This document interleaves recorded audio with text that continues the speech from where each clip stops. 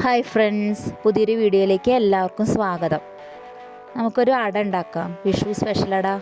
ഞങ്ങളുടെ ഇവിടേക്കൊക്കെ വിഷുവിൻ്റെ തലേന്ന് ഈ അട ഉണ്ടാക്കും. വിഷുവിൻ്റെ അന്ന് രാവിലെ ചായക്ക് ഇതാണ് കഴിക്കുക. അത് വാഴയുടെ ഇലയിലല്ല കേട്ടോ ഉണ്ടാക്കുക, പ്ലാശിൻ്റെ ഇല എന്ന് പറയും. ഒരു തരം ഇലയാണ്. ഞങ്ങളുടെ ഇവിടേക്ക് ഇനിയിപ്പോൾ അതാണ് പേര്. ഇനിയിപ്പോൾ ഓരോ ഭാഗത്തേക്ക് ഇതിന് വേറെ പേരുണ്ടോയെന്ന് അറിയില്ല. അപ്പോൾ ആ ഇല വഴിയെ കാണിച്ചു തരാം കേട്ടോ. അപ്പോൾ പൊടിയിലേക്ക് ചൂടുവെള്ളം ഒഴിച്ചിട്ട് നന്നായി കുഴച്ചെടുക്കുകയാണ്. അങ്ങനെ കുഴച്ച് മാറ്റി വെച്ചു. നാളികേരം ചിരകി വെച്ചിട്ടുണ്ടായിരുന്നു.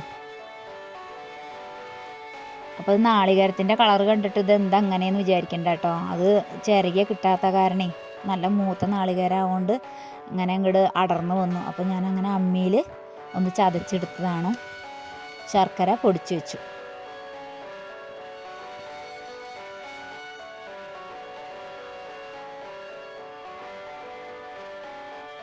ഇതാണ് കേട്ടോ പ്ലാച്ചിൻ്റെ ഇല. ഇതിലാണ് വിഷുവിന് അട ഉണ്ടാക്കുക.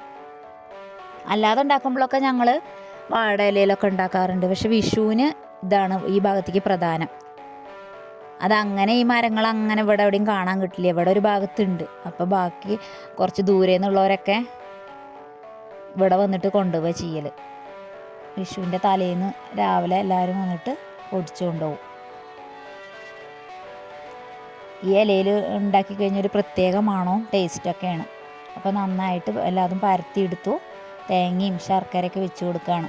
പിന്നെ വേറൊരു രീതിയിലും ഉണ്ടാക്കും കേട്ടോ. ശർക്കര പാനിയിൽ തേങ്ങാപ്പീരൊക്കെ ഇട്ടിട്ട് ഇളക്കിയെടുത്തിട്ട് അടുപ്പത്ത് വെച്ച് ഇളക്കിയെടുത്തിട്ട്, പക്ഷെ അത് കൂടുതൽ മധുരം പോലെ നമുക്ക് തോന്നും. പക്ഷെ ഇത് ഇങ്ങനെ തേങ്ങാപ്പീരയുടെ മുകളിൽ ശർക്കര പൊടിച്ച് വെച്ച് കൊടുത്താൽ പാകത്തിന് മധുരവും നല്ല ടേസ്റ്റാണ്. കുട്ടികൾക്കൊക്കെ ഇങ്ങനെ ഉണ്ടാക്കിയാലാണ് ഇഷ്ടം. അപ്പോൾ അതൊക്കെ പരത്തിയെടുത്തു. എന്നിട്ട് ഒരമണിക്കൂർ ഇഡ്ഡലി ചെമ്പിൽ വെച്ചിട്ട് വേവിച്ചെടുക്കുകയാണ് ചെയ്യുക.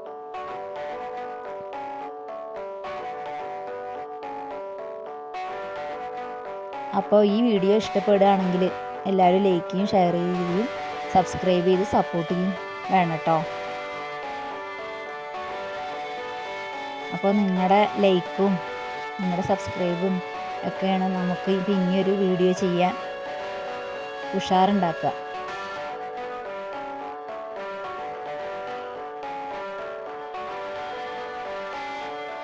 അങ്ങനെ അടുപ്പത്ത് വെച്ചിട്ടുണ്ട്. അട ആയിക്കഴിഞ്ഞു.